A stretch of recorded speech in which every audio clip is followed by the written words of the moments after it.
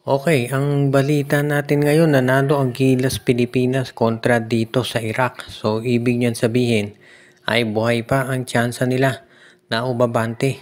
Ngayon ay makakaharap ng Gilas Pilipinas ang host na Saudi Arabia sa quarterfinals ng FIBA Asia. Hindi natin pwedeng maliitin itong Saudi Arabia dahil maganda ang pinakita nila so far. At dito rin natin syempre masusubukan yung galing nitong ating lineup talaga. Alam natin na medyo mabigat yung susunod na makakalaban. Itong Australia, malamang yan ang makakaharap natin. Pero sabi nga nila, hindi tayo pwedeng mag-focus doon sa mga ganyang bagay. Kinakailangan mag-focus tayo dito kung saan tayo merong control. At iyan yung paghaharap natin sa Saudi. Kailangan wag muna natin isipin yung posibleng maging matchup natin dito sa Australia. Kaya sa ngayon, pwede nating makita talaga na magiging maganda ang resulta nito kung sakasakali.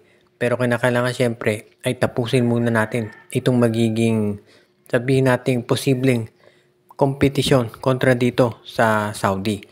Kinakailangan syempre maging consistent yung mga players natin at talagang kinakailangan magpakitang gilas para maiwasan yung mga posible na baka maging upset dyan. Syempre tayo favorite na manalo kontra dito sa Saudi Arabia. Alam naman natin yan. Pero kinakailangan talaga na magkaroon ng consistent na laro ang ating lineup para ito'y mangyari. At kung sakasakali na malampasan natin yan, magkakaroon tayo ng momentum doon sa susunod na game. At kapag ito yung nagawa natin, sigurado na magiging mas maganda yung chance natin. Siyempre, alam nating malakas ang Australia ngayon pero hindi natin maaalis yung posibilidad na baka magkaroon ng mas magandang ipapakita ang Gilas. Pero kinakailangan siyempre malampasan muna natin itong Saudi Arabia sa susunod na game. Pagdating naman dito sa PBA draft, marami ngayon ang naniniwala na baka mabawasan yung mga talents na mag-a-apply dito dahil nga dito sa ginawang ruling ng PBA na mag-i-impose sila ng ban hindi lang dito sa mga players na maglalaro abroad kung hindi maski na dun sa pipirma dun sa uniform players contract pagkatapos ay hindi maglalaro dun sa team nila. Kabilang dito sa ganyang sitwasyon ay itong kay Dave Ildefonso na pumirma nung UPC, yung Uniform Players Contract, pero nagdesisyon na maglaro dito sa Abra sa MPBL dahil hindi sila nagkasundo nitong Northport pagdating sa kontrata. So baka ganyan, so pwedeng siya maging sakop dyan. Pati na rin itong case ni Mikey Williams na alam din natin pumirma ng UPC dito sa Converge pero hindi magkasundo sa kontrata kaya hindi siya ngayon naglalaro doon. So kasama sila doon sa mga pwedeng maban dito sa PBA. At dahil dito sa ganyang sitwasyon, maraming naniniwala na baka lalong mawawala ng gana yung mga fans na o yung mga potential na players na sumali dito sa liga dahil nga dito sa ruling na ginawa nila. Pero magdedepende pa rin yan syempre kung ano mapagkasusunduan ngayon at kung papayag talaga itong PBA sa ganyang klaseng ruling. Dahil alam natin na baka pwedeng mabago pa yan, depende kung ano yung mapag-uusapan nila. Dahil kung ikaw naman itong PBA, syempre, ang long-term priority mo ay yung pagpapaganda ng iyong sistema. At kung sa tingin ng Board of Governors baka makakasama yan, ay baka bawiin nila. Pero sa ngayon, in place yung ruling na yan at parang ganyan talaga ang magiging sabihin nating pupuntahan ng PBA. Kung ano magiging long-term effect nito, abang makapagsasabi na lang dyan syempre ay panahon. Kaya abangan natin yung susunod na PBA draft kung ano magiging epekto sa kanila.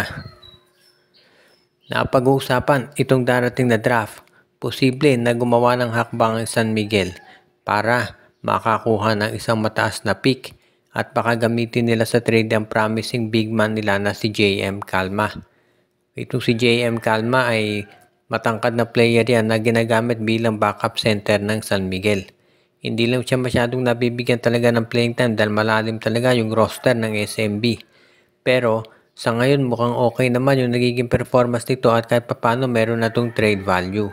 So iyan ay po pwedeng magamit ng San Miguel at ni Coach Leo Austria just in case nga gustuhin niya talaga na bigyan ng additional minutes itong si JM Calma. Kung ito si Calma sa tingin ko mas makabubuti sa kanya na mapunta sa Northport, Terra Firma o kaya kahit na dito sa Phoenix dahil dyan mabibigyan siya ng minuto talaga at makapaglalaro maipapakita kung ano ang kaya niyang gawin. Kaya sa tingin ko mas okay ito para dito sa karera ni Calma. Ngayon, para naman sa San Miguel, magdedepende yan siyempre kung ano yung mapipili nila at sabihin na natin magiging desisyon kung aling draft pick ang kukunin. Kung yung sa Phoenix, sa Terra Firma o sa Northport. Dahil yan ang magdedepende kung sasapat na ba si JM Calma bilang trade asset o kung kinakailangan pa nila na dagdagan pa ito ng iba pang mga players para maging mas maganda o sabihin natin maengganyo yung team na kakausapin nila na pumayag doon sa trade offer. Sa ngayon kasi, syempre si Coach Leo Austria, lahat ng options ay pinag-aaralan niya. At kung ano ang mapipili niya dito, yan ang magdedepende talaga kung ano yung magiging resulta nito. Syempre sa bandang huli, lahat yan ay nakasalalay dito sa magiging performance nila sa mga darating pa na conferences. Kung ite-trade nila si JM Calma o kung ito mananatili sa Beermen. Pagdating naman dito sa Barangay Ginebra, alam natin na hindi sila muna gagalaw ngayon habang si Coach Tim Cone ay busy dito sa Gilas, Pilipinas. Pero alam din natin na yung management naman ay nagpaplano o oras na bumalik na sila dito. Ang nakikita natin sa ngayon mukhang on standby muna Ginebra, pero ang posibleng gawin nila dyan kaagad-agad ay kumuha ng isang power forward at center. Alam natin na na-depleted yung lineup ng Ginebra. Actually, bago pa man umalis si Jamie Malonzo, depleted na dahil nga kulang sila sa sentro. Nakita natin yan dito sa pag-matchup nila sa San Miguel. Ngayong darating na season at wala si Jamie Malonzo, lalo silang magkakaproblema sa pag-matchup. At dito rin natin makikita ngayon kung paano pa sila gagawa ng mga trades dahil sa totoo lang medyo limitado na yung trade assets nila dahil ginamit nila yan pangkuha dito kay RJ Abarientos and of course kay Stephen Holt at kay Isa Akgo. So medyo sabi nga nila ay mahihirapang mag-adjust pagdating sa trades itong Barangay Ginebra. Kaya kinakailangan natin i-consider kung ano talaga yung gagawin nila ngayon kung sakasakali. Dahil syempre maraming kinakailangang adjustment na gawin itong si Coach Tim Cone para masiguro na magkakaroon talaga sila ng mas magandang performance pagdating dito sa darating na mga conferences.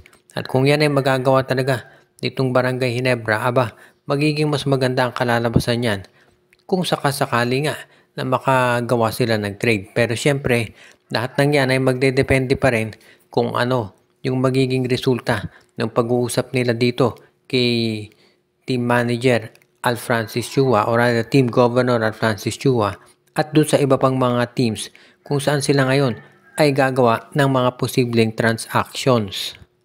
Binabati muna natin ang ating mga taga-subaybay katulad ni Katsakino Dukusin, Malyari Mascareñas, Dalmacio de Guzman, si RG Bueno at Dalina family, Joshua Giray, Espejo at Rosales family, si Anthony Alon, si Michael D, si Enju, Ireneo Salangsang, Dexter Domer at iba pa.